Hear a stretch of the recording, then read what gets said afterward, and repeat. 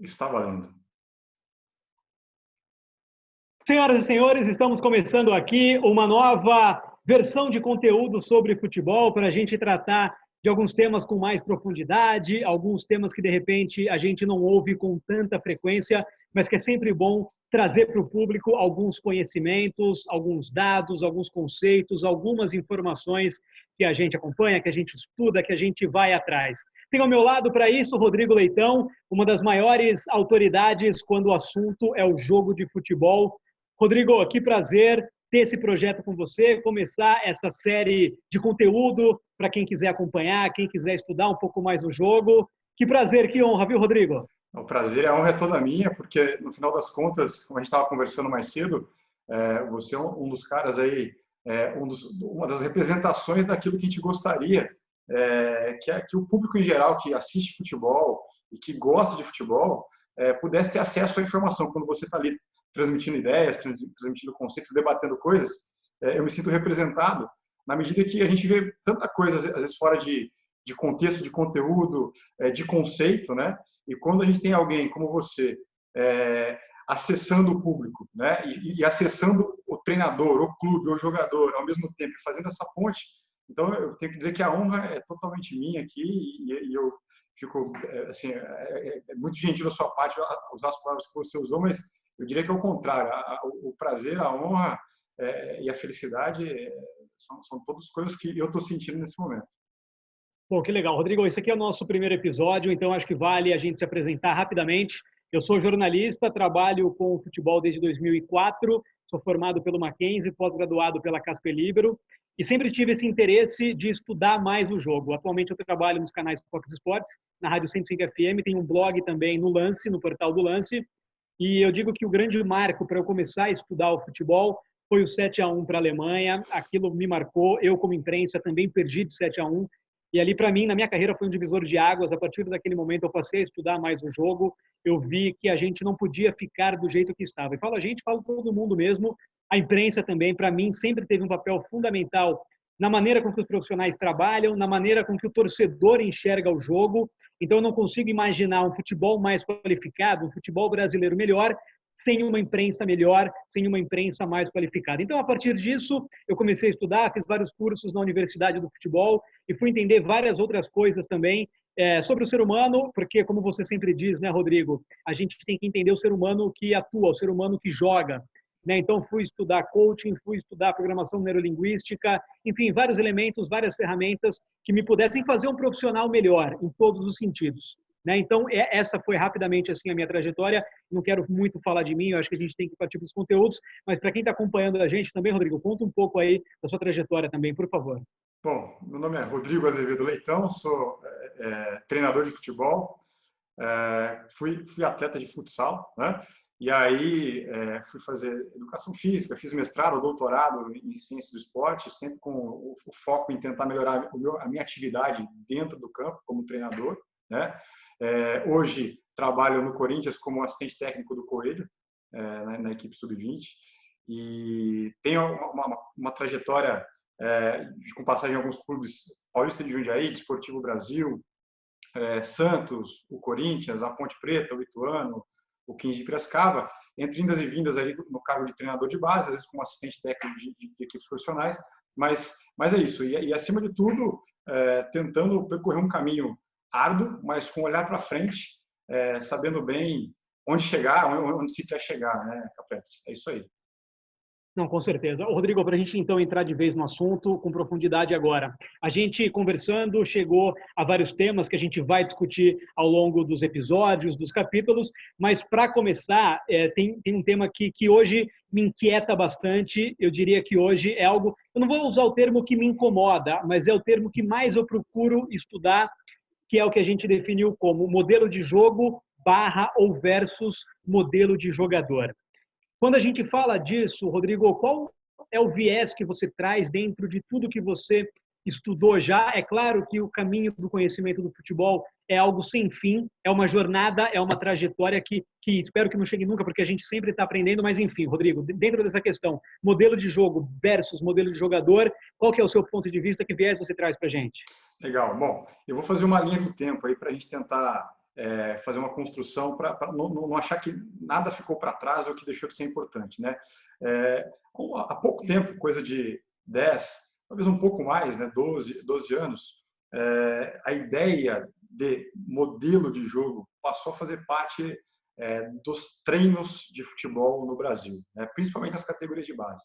E eu digo 10, 12 anos, porque foi o momento ali que a maior parte das pessoas que trabalhavam com futebol passaram a ter acesso a essa ideia, né? Mas, claro, tinha um ou outro caso específico ali um pouquinho antes, mas a ideia, né, de modelo de jogo, ela vem para que, em um momento de muito conflito sobre o ponto de vista do método, da metodologia de treino, de como dar o próximo passo, né? Será que algumas coisas que fazíamos poderiam ser feitas de uma maneira melhor? Será que algumas coisas poderiam permanecer? Será que algumas coisas teriam que mudar definitivamente, né? E a ideia de modelo de jogo, ela vem para dar um norte para o treino, ou seja, treinadores passaram a pensar sobre como as suas equipes e como seus jogadores deveriam se comportar dentro do campo, né? Comportamentos de jogo, com bola, sem bola, atacando, defendendo, em transição ofensiva, em transição defensiva, em bola parada, mas comportamentos que pudessem caracterizar uma ideia que estava ali na cabeça do treinador, mas uma ideia que pudesse ser representada, expressada em ação, em movimento, né?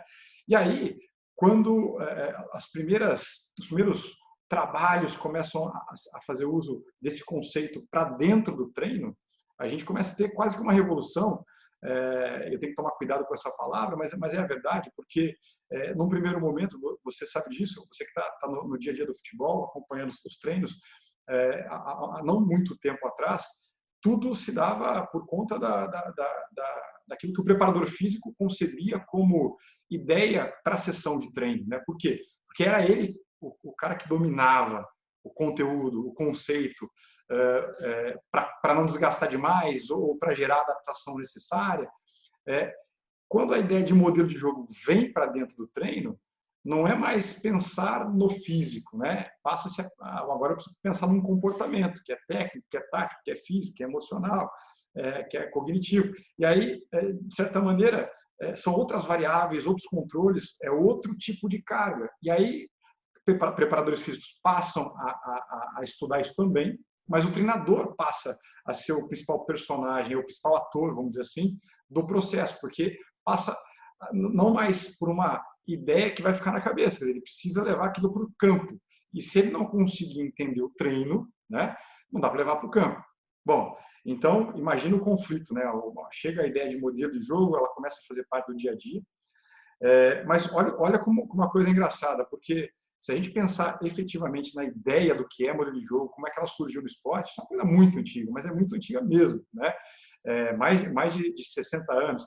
Então, atrás. Então, de qualquer maneira, ela vem ali em 2005, 2006, trazer algum impacto para o nosso trabalho no dia a dia no futebol, no Brasil, e passa também, de certa maneira, a modular um tipo de desenvolvimento de jogador e de jogo que até então a gente não tinha, porque a ideia passou a ser a pensar no desenvolvimento global do jogador e não só em uma variável específica, que fosse física, por exemplo. Bom, isso foi entrando no futebol, foi criando raiz dentro do futebol, e aí eu posso dizer que saiu das categorias de base, passou para o futebol profissional, passou a fazer parte dos debates dos treinadores, né, e de forma muito positiva, e cada vez mais pessoas da comissão técnica, então não só mais os treinadores, não só mais os preparadores físicos, mas os preparadores de goleiros, os assistentes técnicos, daqui a um pouco surge a figura do analista de desempenho, todo mundo mobilizado para tentar efetivar uma ideia de forma prática. Quer dizer, como é que... Bom, modelo, já sei o que é modelo, quero dar identidade para a minha equipe. Eu olho para o Barcelona jogando, troco as camisetas, coloco lá camisas de outra cor, mas eu identifico que é o Barcelona. Tem uma assinatura ali. Então, bom, como é que eu faço isso dentro do treino, né? Então, a ideia de modelo de jogo, ela surge lá no primeiro momento para ajudar nisso, né? Não sei se me alonguei, não sei se foi uma boa introdução para o marco zero, vamos chamar assim, da ideia de modelo de jogo no Brasil. Não, perfeito. Até porque a ideia de modelo de jogo ela é muito ampla. Ela é muito ampla. A gente não consegue traçar um modelo de jogo sem pensar em coisas fora de campo. E o que eu estou dizendo quando eu penso fora de campo? É o ambiente, é a história do clube, é a situação econômica dele, é o jeito que a torcida encara e lida com essa equipe. Tudo isso vai compor, são ingredientes, são elementos que compõem o modelo de jogo, né? E também, talvez o principal, né, Rodrigo? O jogador que o treinador tem nas mãos. Ele pode ter o modelo, e você foi muito claro no que é o modelo, né? Claro que a gente pode ter e vai ter princípio, subprincípio, mas de uma maneira geral, a ideia do modelo de jogo é caracterizar a equipe nos 4 momentos do jogo, até no quinto, contando aí a bola parada, ataque, defesa e as 2 transições. Mas e em que ponto daí, Rodrigo, a gente chega no modelo do jogador?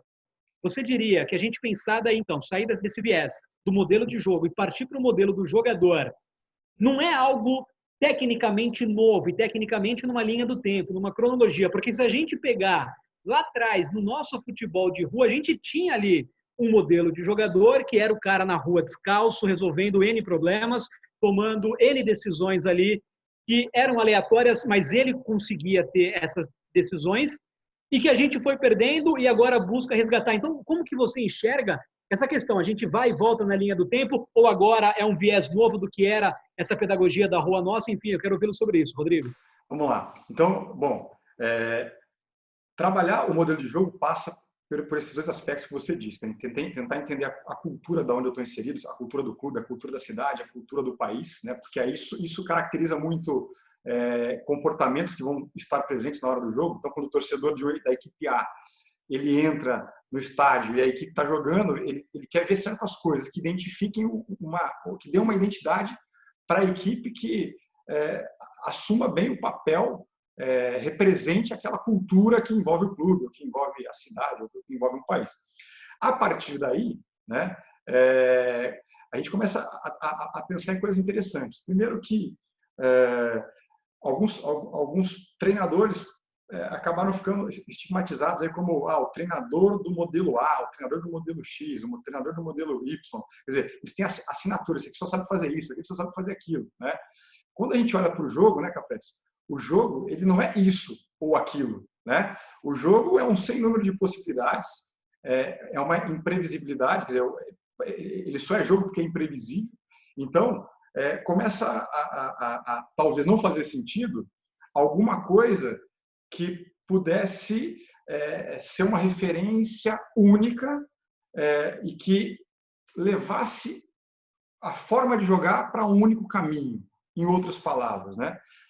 A ideia de modelo de jogo ela é uma ideia que vem da gente, que vem de nós, seres humanos estudiosos do jogo, que vão levar para o jogo uma maneira de tentar estruturar as coisas no treino, estruturar a visão de quem está assistindo, de perceber o que está acontecendo de uma forma diferente, mas é uma ideia que vem do humano, não é do jogo. Quer dizer, o jogo ele me permite interpretar do jeito que eu quiser, né? E aí eu posso criar uma ideia mirabolante e dizer que aquilo ajuda a olhar para o jogo e ajuda a entender o treino e ajuda a criar processo de treino. Por que eu estou dizendo isso? Porque se o modelo não é do jogo, quer dizer, por mais que a gente possa encontrar na literatura portuguesa, por exemplo, pessoas que defendam que para ter jogo eu tenho que ter 2 modelos ali se enfrentando, né? Não, para ter jogo eu tenho que ter jogador, eu tenho que ter bola, eu tenho que ter as equipes, eu tenho que ter as regras formais ali conduzindo a partida. E aí, quer dizer, jogo tem a ver com imprevisibilidade, não tem a ver com modelo, tem a ver com jogador, não tem a ver com essas outras coisas que a gente cria, né? Bom, dito isso, qual que é talvez o grande passo, né? Não é abandonar a ideia de modelo, porque, de novo, ela nos ajudou a pensar melhor o treino. Mas a gente pode avançar, né? E pode pensar em alguma coisa que seja mais aberta, que seja mais do jogo. E aí, pensar no modelo de jogador. Quer dizer, ao invés de eu pensar num modelo de jogo, por que não pensar num jogador, num modelo de jogador que possa resolver melhor as circunstâncias que surgem no jogo, os problemas que surgem no jogo, né? Que tipo de elementos que eu posso trabalhar para formar um jogador ou para ter um jogador nas equipes profissionais que consigam, de forma aberta, de forma com um repertório vasto, solucionar problemas e eu sei bem o que esperar dele, porque eu sei que ele tem atributos que são elementares para jogar. Quer dizer, não importa como eu vou jogar, importa que eu consiga desenvolver nos meus jogadores, seja ele um jogador de 25, 30, 35 ou 15 anos ou 13 anos, eu consiga desenvolver um repertório que permita ele jogar futebol, né? Que permita ele ter os elementos e as habilidades necessárias para jogar no nível que ele quer jogar. Claro, a gente vai ter filtros que vão separar aquele que vai ter mais facilidade para isso daquele que vai ter mais dificuldade, daquele que com uma quantidade menor de estímulos consegue alcançar um patamar mais alto. Mas isso está presente na nossa realidade. Quer dizer, por quê? Se eu tenho, então, né, ao pegar uma equipe de futebol profissional, eu tenho jogadores diversos, com vivências diversas, com repertórios diversos, e aí eu vou impor um modelo. Quer dizer, por que eu não olho para o jogador primeiro? Por que eu não entendo como a relação, a conexão daqueles jogadores podem me ofertar uma coisa magnífica para jogar, que não é o meu modelo, né? Quer dizer, que é uma outra potencialidade. Quer dizer, como é que eu estimulo isso? Isso é mais complicado. E por ser mais complicado, às vezes as pessoas deixam de lado e preferem seguir o modelo. De novo, não estou querendo abandonar nada da ideia de modelo. A gente tem que estar preparado para trabalhar, seja qual for a perspectiva. Mas a gente precisa entender a complexidade que isso envolve, né, Capetes? Não, com certeza. E isso aí é um novo jeito, é um novo viés, é um novo ponto de vista. E aí, Rodrigo, a gente está falando do que, assim, na prática, para quem está acompanhando a gente? Tomada de decisão, um jogador mais inteligente, que resolva os problemas com e sem a bola, né? Estou falando de ocupação de espaço inteligente de jogo, eu estou falando de primeiro toque na bola. O primeiro toque na bola, ele é decisivo hoje no futebol, que é jogado em milésimos de segundo, né? O primeiro toque na bola, para mim, ele é fundamental hoje no mais alto nível de futebol, na alta performance. Que mais? Eu estou falando de um jogador intenso, e aqui a intensidade ela é complexa, né? Nunca só em um viés. A intensidade física que muito se fala aqui no Brasil, um time é intenso é porque o time corre muito. Não, eu entendo a intensidade como algo complexo, uma intensidade técnica, tática, física, emocional, social, se a gente for mais além, filosófica, enfim, para mim, intensidade complexa, que é o que vale de uma equipe. Quando a gente fala desse viés de modelo de jogador, você está falando de tudo isso? Tem mais alguma coisa? Não tem alguma coisa? O que você está falando especificamente, Rodrigo? É de tudo isso, e eu vou dar alguns pontos assim, bem práticos, né? Então, assim, eu vou passar por uma questão que é bem comportamental, emocional, e depois por uma comportamental efetiva, técnica, que vai gerar algum tipo de desequilíbrio bem efetivo no jogo. Então, por exemplo, a gente me lembro bem quando os primeiros jogos ali, talvez não os primeiros, mas depois de ali 6, 7 jogos do São Paulo, me lembro até de conversarmos algumas coisas por mensagem, né? Mas me lembro também de alguns comentários interessantes. Os caras assim, poxa, caramba, o Santos não fica, quando sofre a falta, não fica ali parado, arrumando confusão com o árbitro. Os jogadores levantam, pegam a bola, cobram rápido, a bola sai, já quer repor a bola, e daqui a pouco começa a pegar o adversário totalmente desprevenido, né? E aí daqui a pouco isso começa a virar uma coisa tão de uma identidade dos jogadores do Santos, que isso começa, sob o ponto de vista coletivo, a gerar problema para os adversários, né? Olha, estou falando de um comportamento que está no jogo, que talvez não faça um gol diretamente, né? Mas que indiretamente pode contribuir para isso, né?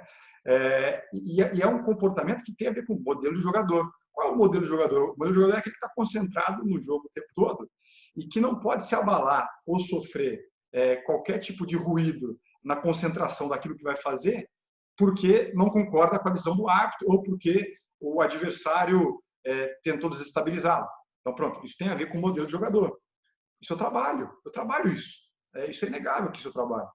Mas eu posso pensar numa outra coisa que vai para uma outra direção, sob o ponto de vista das ações de jogo. Quer dizer, eu quero um jogador que, quando está com a bola, que ele consiga desequilibrar o adversário efetivamente. O que significa desequilibrar o adversário efetivamente? Ele vai ter que gerar do adversário um nível de atenção e desgaste para tentar evitar que a bola progrida, ou que ela chegue perto do gol, ou que o adversário que eu consiga finalizar. Isso vai gerar um desgaste muito grande para ele. Quer dizer, não é uma ação qualquer que ele vai dar 2 passinhos para um lado, 2 para o outro e fechou um corredor. Não é uma ação em que eu vou conduzir a bola, ele vai me cercando, chega a cobertura. Não é uma ação que eu faço um passe, a pressão chega, o cara devolve e começa tudo de novo. Quer dizer, eu quero um jogador que consiga perceber o que fazer de melhor para gerar um problema para o adversário que seja muito grande. E se cada ação do jogo gerar um problema muito grande, você imagina, né? E eu quero um jogador que, quando não está com bola, está entendendo o que o seu companheiro está tentando fazer quando está com a bola, e ele vai contribuir para isso acontecer ao mesmo tempo, né? E quando ninguém tiver com bola, quando eu estou marcando, que eu consiga fazer a mesma coisa, eu consiga desequilibrar o adversário e fazer com que ele faça o que eu quero, não o que ele quer fazer. E para isso eu tenho tempo, para isso eu tenho espaço. Mas mais espaço do que tempo. Porque é através do tempo que eu vou manipular o espaço do jogo. E o que eu quero dizer com isso tudo?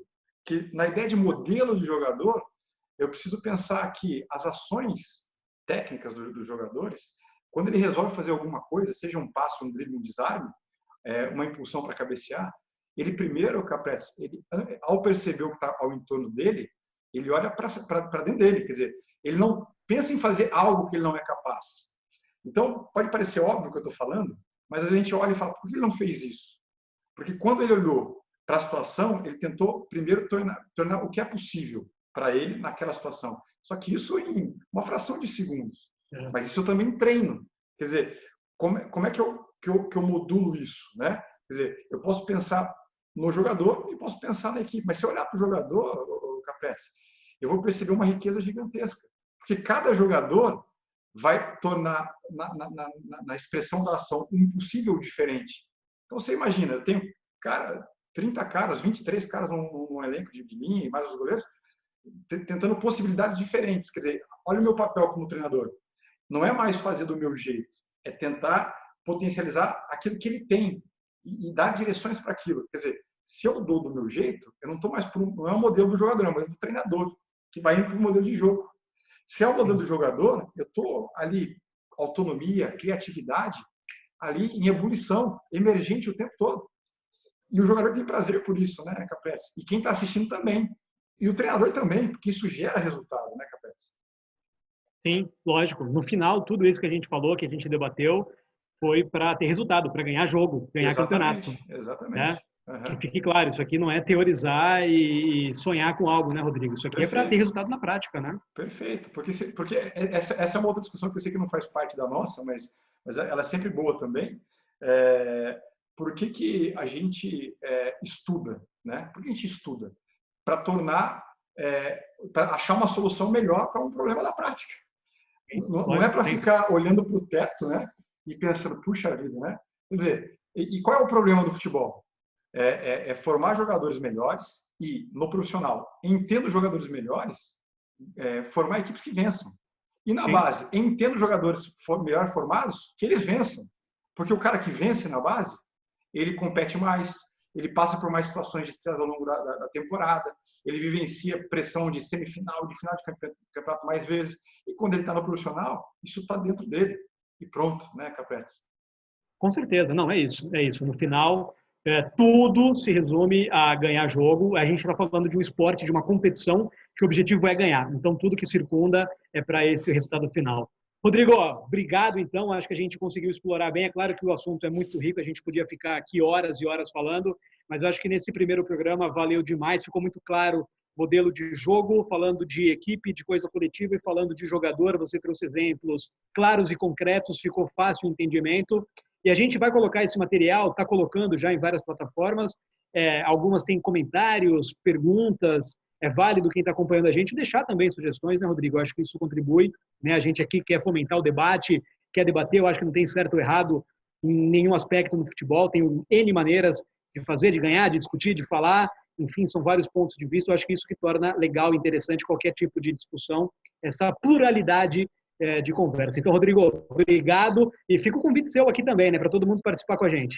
Pois é, para participar e se sentir à vontade realmente de fazer uma comunicação direta conosco, né, para que a gente possa também, tomando rumos que às vezes vão sair um pouquinho do que a gente tinha planejado, mas que são tão importantes quanto, porque, afinal de contas, a gente quer debater futebol, né, e a gente quer que as pessoas tenham interesse pelo debate, porque não é para jogar a conversa fora, é para não fazer mais do mesmo, né, Capes? E aí, se você me permite, deixar um convite para o pessoal também, porque eu estou fazendo um reinventário dos meus textos da Universidade do Futebol, tem quase 300 textos ali, acho que vale a pena o pessoal dar uma olhadinha, porque tem coisa que pô, eu começo ali e falo, caramba, puxa vida, parece que eu escrevi ontem, né? E não foi, já faz um tempo, né? Então é isso aí, queria deixar esse convite também. Não, com certeza. Até no próprio canal do YouTube da Universidade do Futebol tem vários vídeos seus. Às vezes eu estou estudando algum curso lá, eu te mando, né? Sei lá, já vi coisas só de 10, 12 anos atrás. Até a sua fisionomia estava outra, mas é bem interessante. Né? Você foi gentil agora, foi educado. A minha fisionomia tá certo, tá certo. Mas é bacana, fica esse convite. Então, quem puder ler os textos do Rodrigo é algo bem interessante. Rodrigo, obrigado, valeu, até a próxima, hein? Até a próxima, Capete. Um abraço, valeu.